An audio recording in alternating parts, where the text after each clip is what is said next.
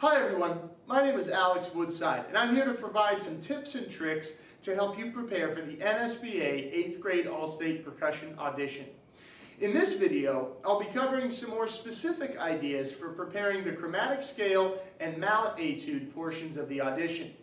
If you find this video helpful, make sure to check out the other videos in this series as you prepare the different sections of the audition material.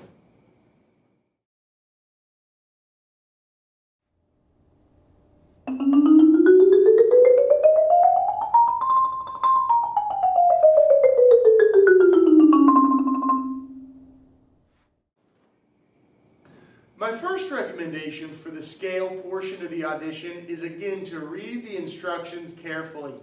As of the recording of this video, the instructions ask you to play a chromatic scale from middle C up 2 octaves to what we call C6 and then back down to middle C.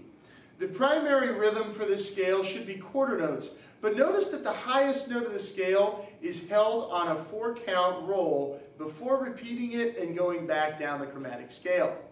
Also be aware that the last middle C should be held for 4 counts on a roll, just like the C6. Note that the tempo listed is 144 beats per minute, but that's the minimum tempo that you should use for the chromatic scale. You should perform this chromatic scale as fast as you can while still being accurate with your notes, rhythm timing, and while maintaining good playing spots and tone quality. Again, it's more important to be accurate than it is to be fast. My second recommendation for the scale portion of the mallet audition is to use alternating sticking throughout the scale. This means that one hand is never going to play 2 notes in a row. This will help you keep your rhythm speed even and your tone quality full. It will also help with speed, since 2 hands playing in alternating motion is almost always faster than one hand playing multiple notes in a row. Keep in mind that using alternating sticking will mean that each hand will switch from playing the natural notes to the accidental notes and vice versa each time you reach a break in the accidental groupings. That looks more like this. Now we switch, and then we switch again.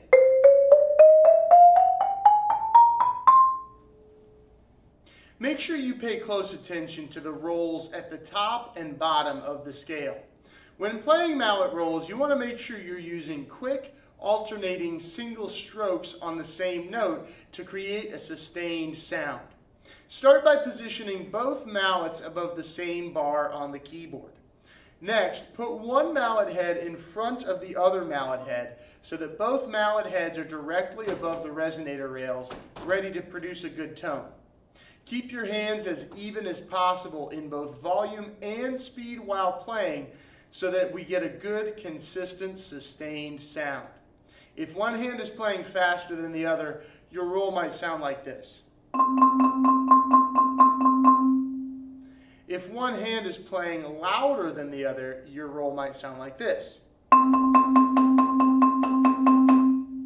Try to find a fast hand speed that will allow you to create the most consistent, sustained sound possible, like this.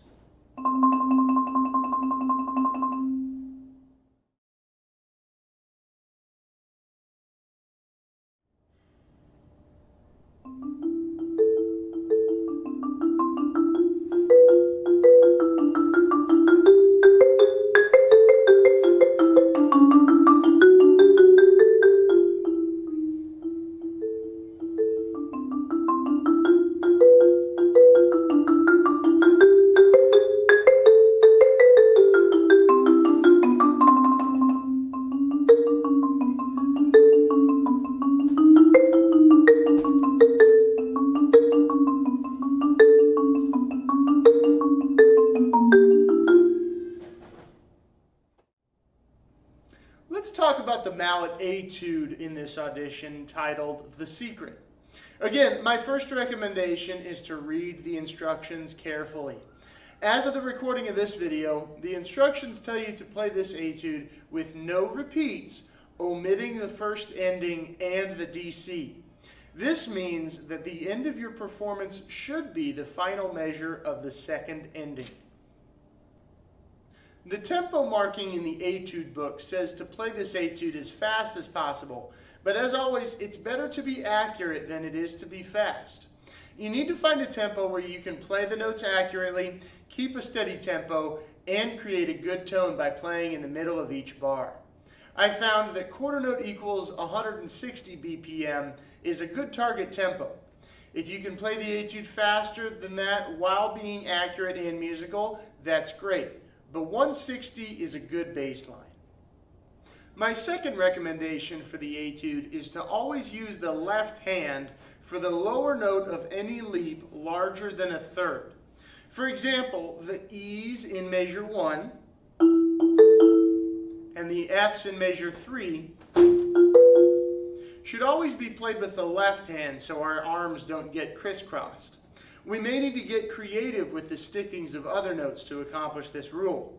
For example, we want the left hand to play the D on the and of beat 4 in measure 7, and the right hand to play the G on beat 1 of measure 8, since it's a pretty big jump.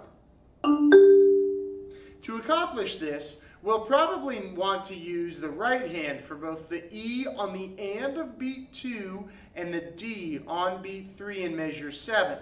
Altogether, that measure should sound something like this.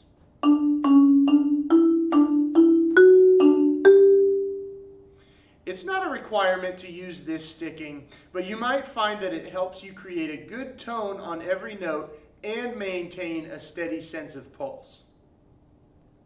My third recommendation for this etude is to begin the eighth notes on beat 4 of measure 16 with the left hand, then use alternating stickings for the rest of the section, like this.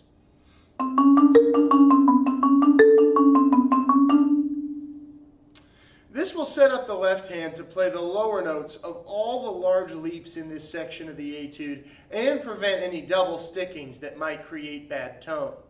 You may want to apply this sticking to the eighth notes that occur on beat 4 of measure 20 for the same reason. My last recommendation for this etude is to watch out for hidden accidental notes.